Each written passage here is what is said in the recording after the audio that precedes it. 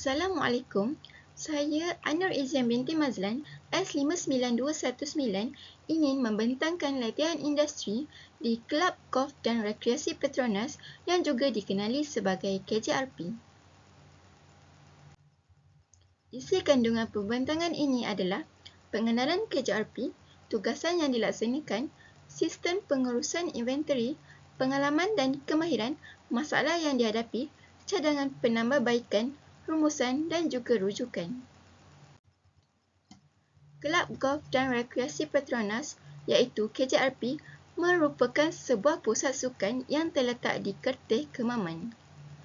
KJRP telah ditubuhkan pada 14 Mac 1988 dan telah berdaftar di bawah Akta Pembangunan Sukan 1997 iaitu Akta 576.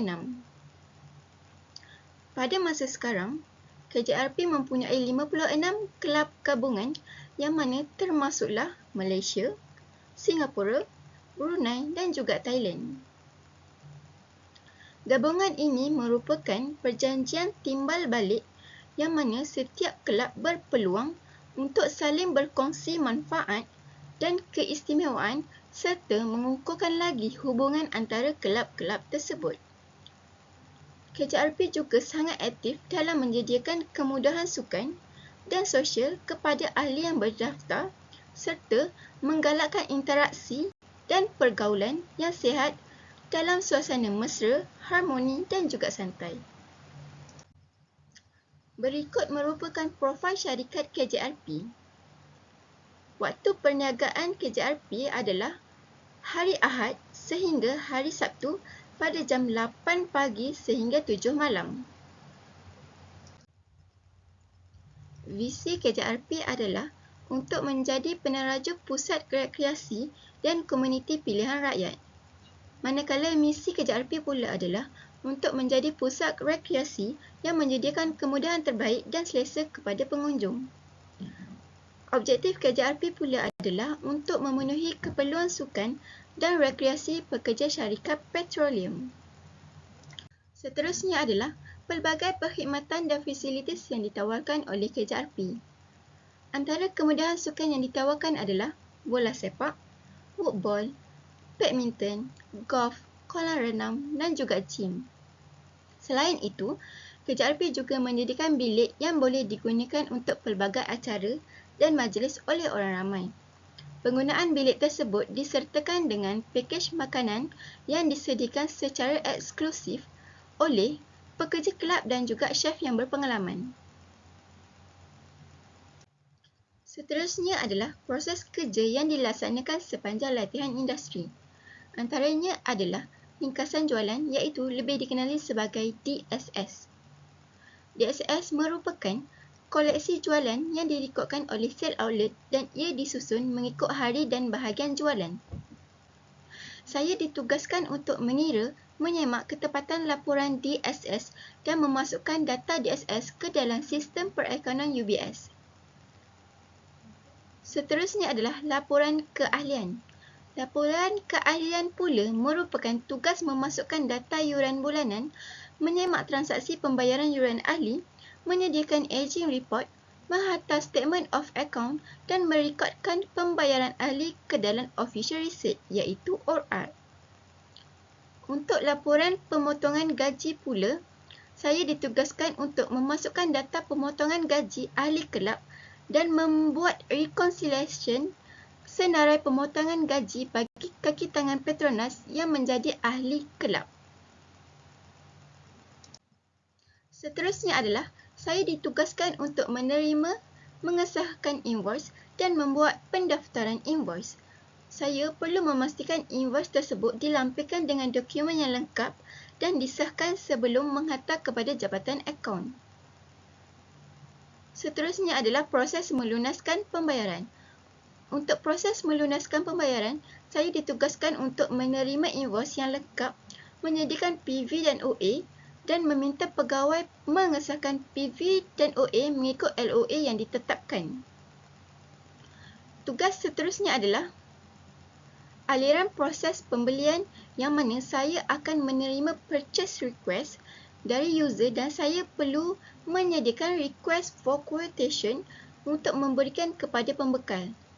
Setelah quotation diterima, saya perlu menyediakan competitive bidding and bid quotation form iaitu tabulation untuk membandingkan harga yang ditawarkan di dalam sebuah harga.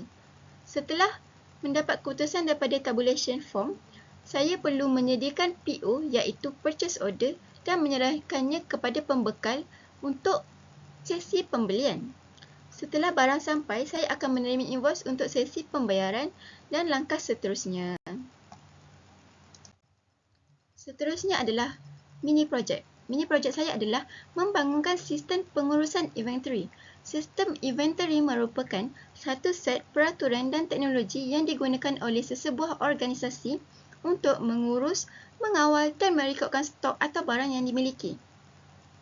Tujuan ia dibangunkan adalah untuk memastikan ketersediaan barang yang mencukupi untuk memenuhi permintaan pekerja, mengelak terjadinya kekurangan stok atau kelebihan stok serta dapat meningkatkan kecekapan semasa beroperasi.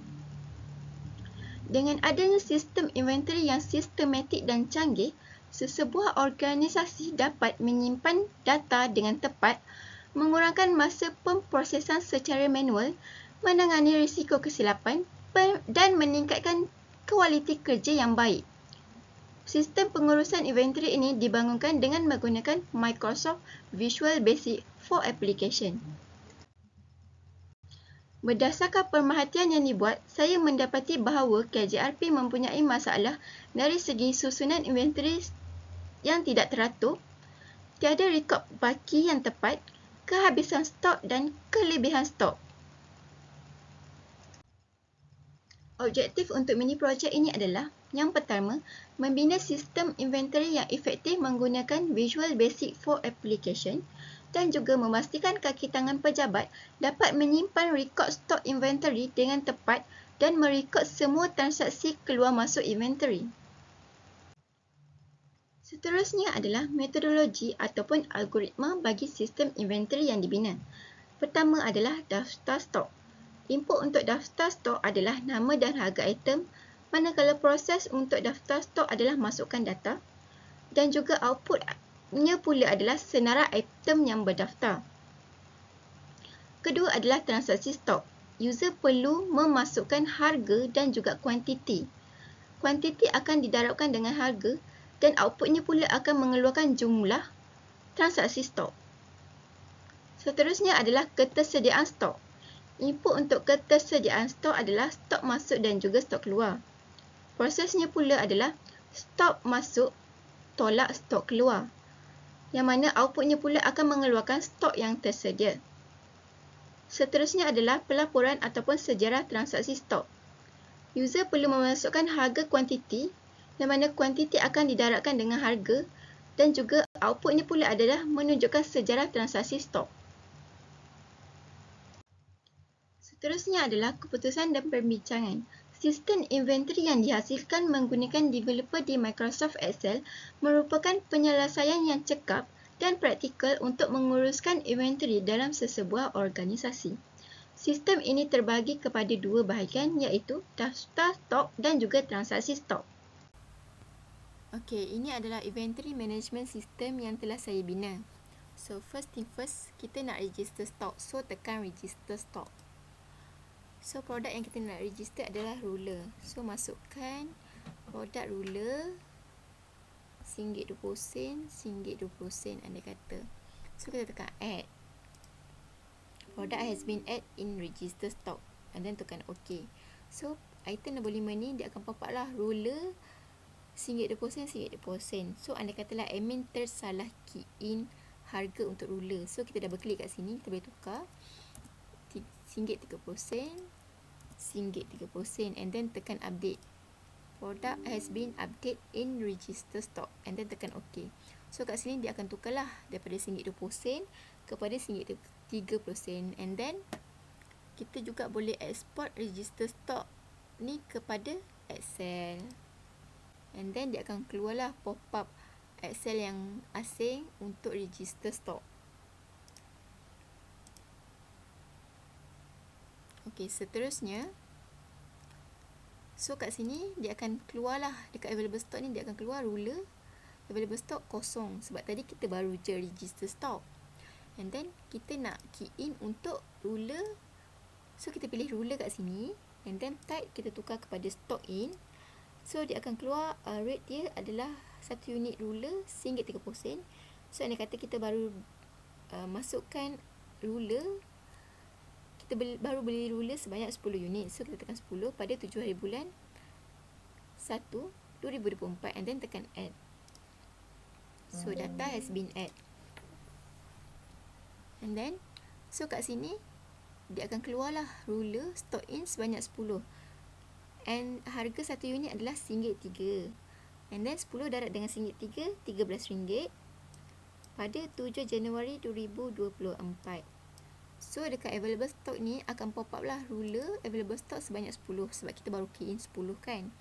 And then ada kata pada esokan ada user nak guna ruler, and then kita key in lah kat sini ruler, tukar stock out. Andai kata user tersebut nak ruler sebanyak 3 unit. So pada esokan harinya iaitu 8 Januari 2024, and then tekan add. Data has been add. So kat sini ruler stock out 3 unit. 3 unit darat harga satu unit iaitu RM1.03. So 3 darab dengan RM1.03 adalah RM3.9 pada 8 Januari 2024. So kat available stock ni dia akan bertukar lah. Tadi 10 unit ditolakkan dengan 3 unit, jadi 7 unit saja yang tinggal dalam inventory. And then kat sini contohnya admin tersalah key in. Sebenarnya user ambil ruler bukan 3 unit tapi 4 unit. So kita boleh double klik dekat ruler ni, and then tukarlah kuantiti dia sebanyak 4 unit, and then tekan update. So data has been update. So dekat sini dia akan tukarlah kuantiti daripada 3 kepada 4, and dekat available stock dia akan tolaklah 10 tolak 4. So yang tinggal dalam store adalah 6 unit saja. So dekat sini juga kita boleh pilih sama ada kita nak stock out sahaja, stock in sahaja ataupun kesemua sekali. So data-data ni kita boleh extract to Excel yang asing. Sama juga dekat available stock, kita boleh extract to Excel yang asing. Okay. So dekat atas ni yang warna biru, stock in, stock out, profit, stock quantity, stock amount adalah transaksi yang di-showkan sepanjang 7 Januari 2024. Tapi untuk stock quantity dan stock amount dia adalah transaksi yang di-showkan sepanjang 11 Januari sehingga 8 Januari. So andai katalah saya nak tunjuk, saya nak tengok transaksi yang dibuat daripada 7 Januari sehingga 8 Januari. So kita tekanlah kat sini 8, refresh. So sekarang ni stock in 13, stock out kosong, and then kita tekan refresh. So stock in pada 7 Januari adalah sebanyak RM13. So dia akan pop up RM13. And then stock out pada 8 Januari adalah RM5.20. Andai kata saya nak tengok stock out saja, so dia akan keluar pada 8 Januari lah. So kita akan tekan refresh.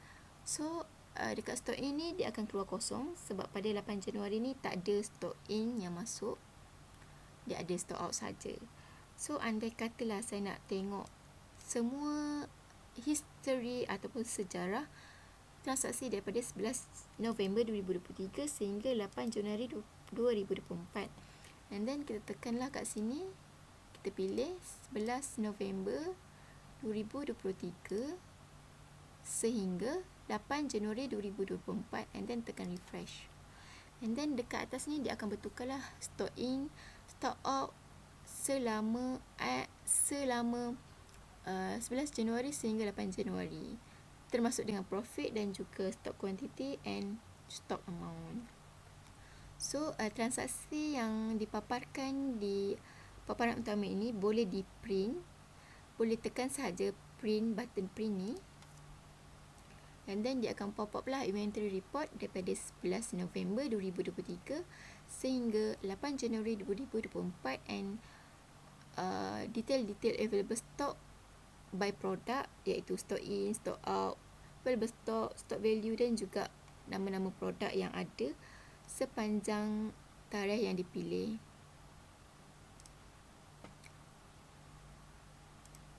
And then kat sini juga kita boleh search. Contohnya saya nak cari untuk book saja. So kita tekan book. So then tekan search. So dia akan keluar notebook saja. And then dekat register stock ni juga, contohnya saya nak padam item untuk ruler. So kita boleh double click and then tekan delete saja. So product has been deleted successfully. So tekan OK. So itu sahaja daripada saya untuk inventory management system. Seterusnya adalah kesimpulan dan cadangan bagi mini projek ini. Kesimpulan yang dapat dibuat daripada projek ini adalah sistem pengurusan ini telah memberi pelbagai faedah kepada organisasi. Antaranya ialah mereka dapat meminimalkan risiko kesilapan yang dibuat secara manual, dan sistem ini dapat diakses dengan cepat dan mudah. Cadangan penambahbaikan untuk projek ini adalah mencipta log masuk supaya tidak terjadinya kebocoran maklumat dan mengukuhkan lagi keselamatan sistem. Kedua adalah mencipta butang delete di bahagian transaksi pada paparan skrin utama dan menyediakan fungsi kepada pengguna supaya mereka boleh mengemukakan permohonan untuk memiliki barang secara terus melalui sistem. Seterusnya adalah pengalaman dan kemahiran yang diperolehi. Pengalaman yang saya pelajari adalah aliran proses pembelian. Proses ini melibatkan beberapa langkah penting yang dirangka dengan teliti untuk memastikan proses tersebut berjalan dengan lancar. Tugasan ini mengajar saya tentang kemahiran praktikal dalam memahami proses dan prosedur pembelian. Seterusnya adalah kemahiran terbesar yang saya pelajari adalah kemahiran menggunakan sistem perakaunan UBS. Sistem ini merupakan aspek penting dalam pengurusan kewangan KJRP, dan pendedahan kepada sistem ini memberi saya banyak pemahaman yang mendalam dan praktikal tentang penggunaannya. Latihan ini menyedarkan saya tentang bagaimana kesilapan kecil dalam memasukkan data boleh memberikan kesan besar pada rekod kewangan dan ketepatan laporan. Seterusnya pula adalah penyusunan dokumen. Saya mempelajari cara penyusunan fail yang betul dan sistematik supaya kerja pencarian pada masa akan datang menjadi mudah, terutamanya dalam proses audit. Seterusnya adalah masalah yang dihadapi sepanjang latihan industri. Masalah yang dihadapi adalah kurang pengetahuan tentang istilah yang digunapakai dalam akaun dan penggunaan Microsoft Excel. Kekurangan dari segi kemahiran pula adalah kebolehan dalam menggunakan sistem perakaunan UBS. Kekurangan ini mewujudkan beberapa halangan yang ketara kerana penggunaan sistem ini telah menjadi elemen penting dalam skop kerja bidang kewangan dan perakaunan. Seterusnya adalah komunikasi, iaitu cara melayani pelanggan atau tetamu yang ingin berurusan dengan pejabat dari segi pertanyaan mengenai perkhidmatan yang disediakan atau membuat tambahan maupun secara berhadapan ataupun secara online. Seterusnya adalah cadangan penambahbaikan. Cadangan penambahbaikan yang boleh diambil kira oleh universiti ialah penambahbaikan kurikulum dengan memasukkan kursus akaun dalam sukatan pelajaran program pengajian. Hal ini kerana proses kerja dalam bidang kewangan kebanyakannya sangat berkait rapat dengan elemen-elemen yang dipelajari dalam subjek akaun. Cadangan seterusnya adalah kolaborasi antara universiti dan industri dengan menyediakan platform untuk pelajar berkongsi idea inovatif melalui sesi-sesi perbincangan dan pertandingan projek inovasi. Kerjasama ini bukan sahaja dapat mengaplikasikan teori-teori yang dipelajari di universiti, tetapi juga pelajar akan dapat menggambarkan secara langsung tentang keperluan dan cabaran sebenar dalam industri. Akhir sekali adalah rumusan. Sepanjang menjalani latihan industri di organisasi ini, saya telah memperolehi pelbagai pengalaman dan pengetahuan yang amat berharga. Latihan industri sangat berkesan kerana ia merupakan satu pendedahan kepada saya untuk mempelajari selok-belok alam pekerjaan dan peka dengan tugas-tugas sekeliling. Ia juga dapat membuka minda dan pemikiran agar lebih berfikiran kreatif dan bijak dalam menangani masalah-masalah yang timbul di situasi pekerjaan sebenar. Kesempatan ini tidak hanya memperkayakan pengalaman saya, tetapi juga memberikan wawasan yang lebih mendalam tentang proses kerja dan budaya organisasi. Akhir sekali adalah rujukan yang digunakan dalam menghasilkan mini projek dan laporan industri. Itu sahaja daripada saya. Sekian, terima kasih.